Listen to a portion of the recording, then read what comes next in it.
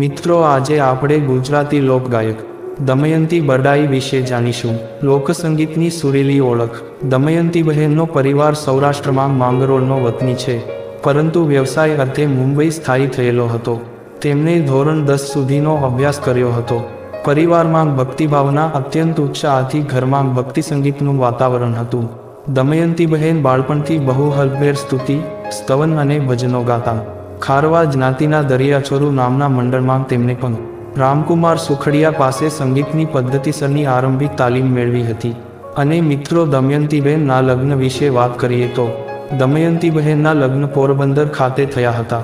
તેમના પતિનું નામ દેવજીભાઈ સિંધવ હતું. પતિનું નાની વયે કેન્સરની બીમારીના કારણે અવસાન થયા બાદ દમયંતીબહેને સંગીત ક્ષેત્રે કારકિર્દી અપનાવી. શરૂઆતમાં તેઓ ભજનીક તરીકે જાણીતા બન્યા.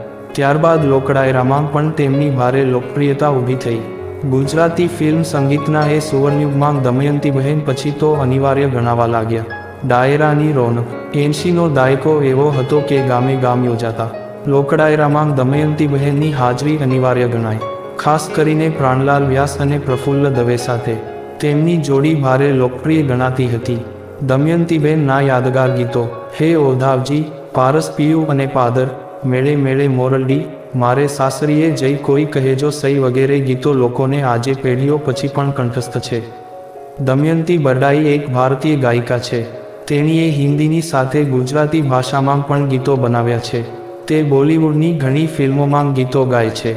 તેણીએ ઘણા કલાકારો સાથે સહયોગ કર્યો છે, જેમ કે પ્રફુલ્લ દવે, હાર્દિક દવે, પાર્થિવ ગોહિલ, સૌમી સેલશ, ઈશાની દવે વગેરે. અને દમયંતીના જાણીતા ગુજરાતી ગીતો છે આરતી દ્વારિકાધીશ, ચંપાના ફૂલડા, ડુંગર ઉપર ઉગ્યા છે વશ, હાલો હાલો રાંદલમાં, કહો પૂનમના ચાંદને અને બીજા ઘણા બધા ગીતો પ્રખ્યાત છે.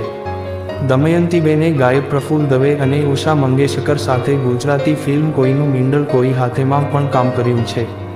તેણીની અન્ય કૃતિઓ 1999, પાનેતરનો રંગ 1997, માડી જાયાનું મામેરું 1995, ધરતીનો ધબકર 1992, મોરાની 1991, ખમ્મા મારી બેન્ડી 1990, સતી તોરલ 1989, 16 સોમવાર 1988, કેસુડાનો રંગ 1987, માના આંસુ 1984, વણજારી વાવ 1977 વગેરે ફિલ્મોમાં પોતાનો અવાજ આપ્યો છે. દમયંતીબહેન હાલ મુંબઈ ખાતે નિવૃત્ત જીવન ગાળે છે. પ્રસિદ્ધિ અને કાર્યક્રમોથી સદંતર દૂર રહે છે. તેમના 3 સંતાનો વિદેશમાં વસે છે. મિત્રો, માહિતી સારી લાગી હોય તો વિડીયોને લાઈક કરો, કોમેન્ટ કરો અને ચેનલને સબસ્ક્રાઈબ કરો. ધન્યવાદ મિત્રો.